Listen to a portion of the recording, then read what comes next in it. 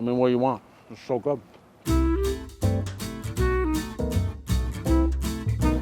Is that good, Mike? So I've been making gumbo for a long time. Gumbo is one of my favorite things to make. I don't even have a recipe written down because I made it so much. It's inspired by the way my parents taught me how to make it, whose parents taught them how to make it. And I come from a long tradition of gumbo. And what's fun about gumbo is I meet people who will say, hey, you know, I put tomatoes in my gumbo. I don't put tomatoes in my gumbo, but if you want to put tomatoes in your gumbo, that's fine. I meet people who put okra in their gumbo. I don't put okra in my gumbo unless I feel like it. You know, it doesn't matter. There's no hard, fast rules except for one, and it's that you got to start with the roux. All right, Mike, so step one with the roux, you want to introduce some fat to it. Ooh, that's hot. Once that oil is warmed up, get it with some all-purpose flour. The goal is a little bit less fat than flour. I'm a proud Cajun. I think of all the gumbo that I ate growing up as a kid. You know, I think of the smell of a roux when you hit a house. It's got a distinct smell.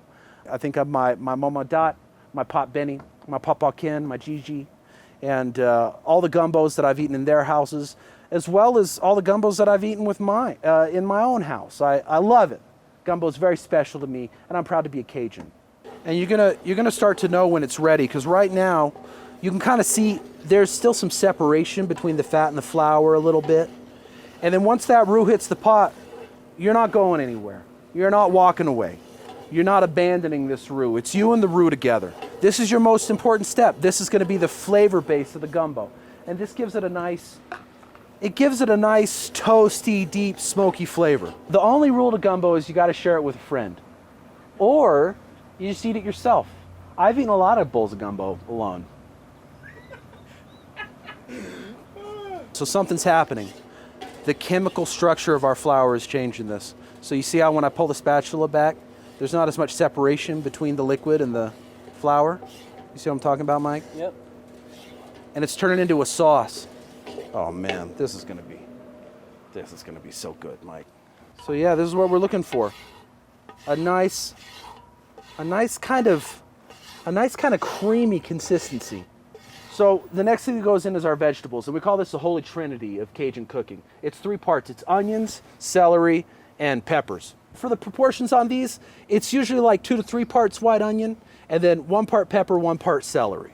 This is a poblano pepper. When I first tasted the poblano, it kind of has the sweetness of a bell pepper, but there's an earthiness to it that I really like, and there's a little more heat. Not quite jalapeno heat, but not quite bell pepper mild. And so I find it's a perfect pepper to put in the gumbo if you want to bring a little heat to it. So then we're going to cook these down until they start to turn kind of clear, transparent.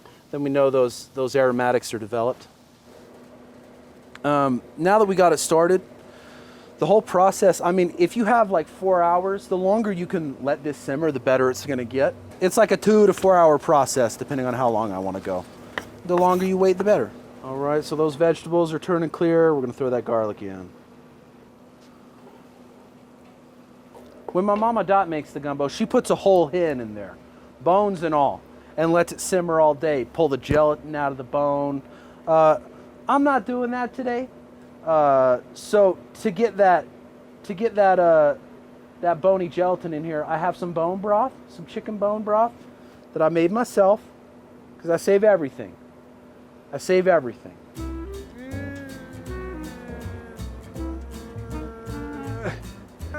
Okay, got a good seal on it. What kind of a Cajun would I be if I can't open a jar?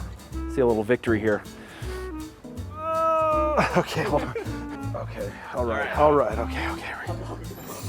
I'm gonna spill it everywhere. I have a special jar opener at home that I normally use, but I bet this will work. Look at that. It's all about having the right tool for the right job. Starting to look like a gumbo. Oh yeah, okay.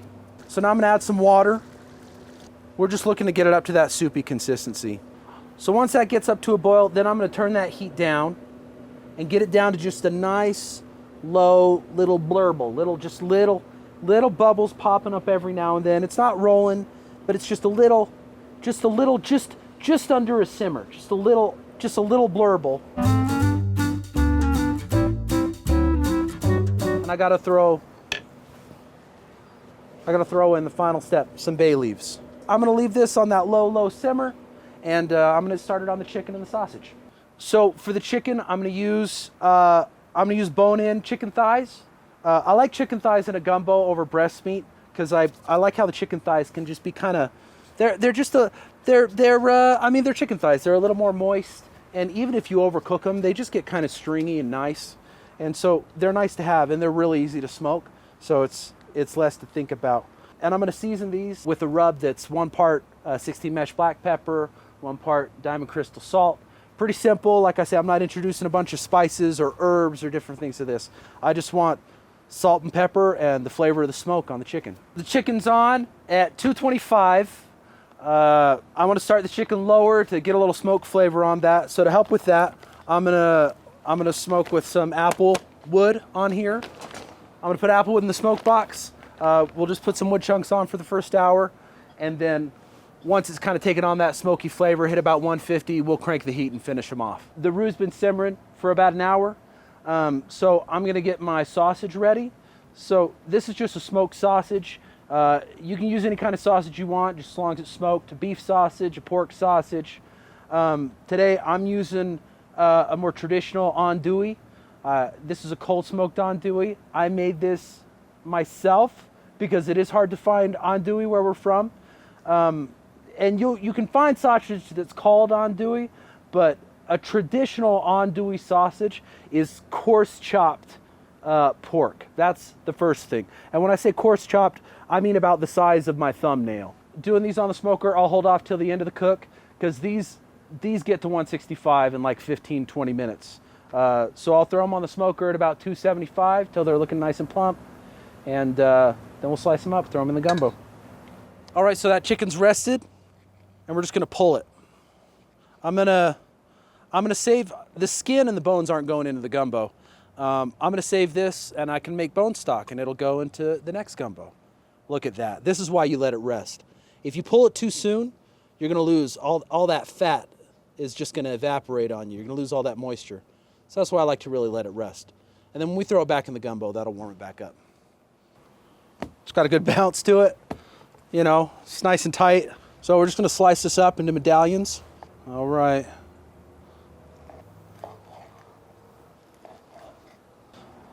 All right, so this gumbo's been in a blurble for about 3 hours, 4 hours, Mike? To finish it off, green onions. Different folks like it different. Some folks in my family like to cook these off for about 20 minutes, so they're a little cooked through. I kind of like the fresh, crunchy texture at the end, so I throw them in right at the end. And then my Pop Benny always says the secret to a good gumbo is a lot of parsley. So there's some chopped parsley, throw that in too. And then I'm gonna throw this chicken in. Now you gotta be careful putting this meat in because you don't want that gumbo to splash up on you. Oh my goodness. It comes together. We want our sausage. The thing about gumbo is it is served over rice, so it's gonna kind of dilute it. So I want it a little saltier than I'd be able to normally tell. You want the flavor to be pretty strong, and because we smoke the sausage and the chicken, you don't really know how salty it's gonna end up until you've added your meat back in and got the rest of that rub in there dissolved.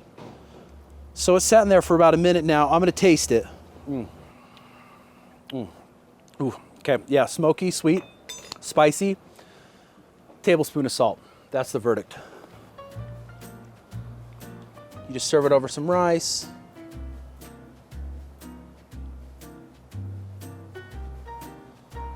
Give me a nice full bite.